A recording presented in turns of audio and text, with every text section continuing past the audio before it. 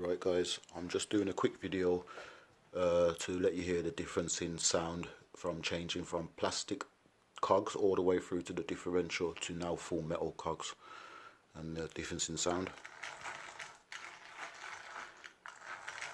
And I'd say I still need to give it a good high speed run to mesh the gears. This has only been meshed from me holding it in my hand and just running it, high speeds, low speeds, turning the controller power up and down and stuff, and just getting the gears to mesh while holding the car in my hand.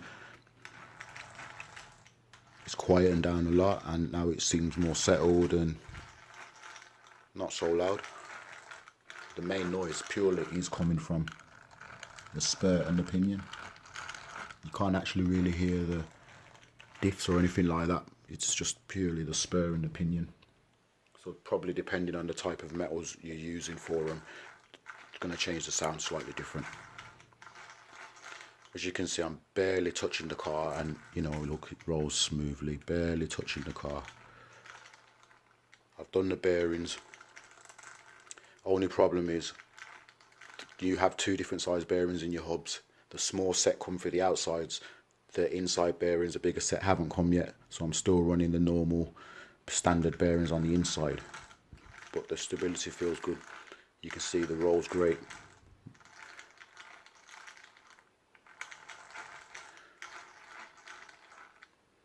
And it's just doing its thing.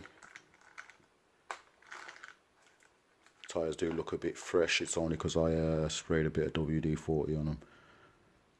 I'm gonna go and take it for a good rip today. Well, it was raining, typical.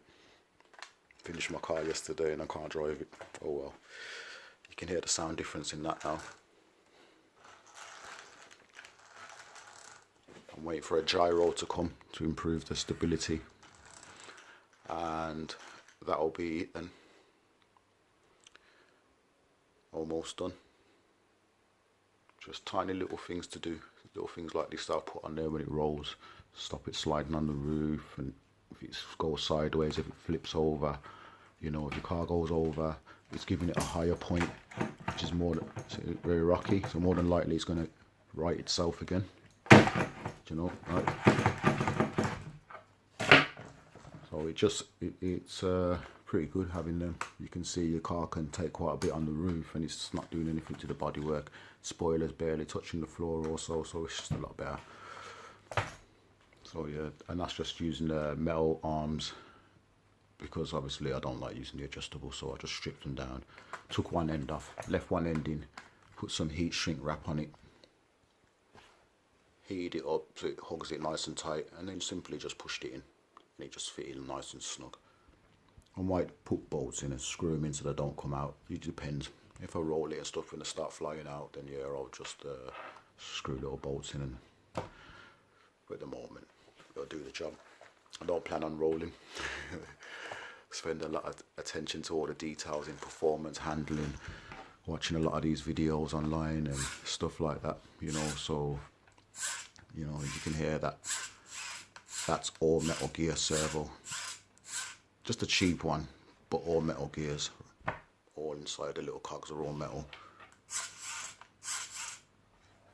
It's a bit more powerful. It is a lot better than the standard servos with these plastic ones, but I'm still going to put a Savox in there. And I'm thinking about changing the pinion to a better quality material pinion, and hopefully I might be able to find a better quality spur. We'll see.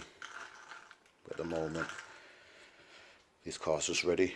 It just wants to get out there now and do its thing. Strap a GPS on it and give you guys a running video, and I'll also give you a running video of my other cars also, and let you see how they all perform.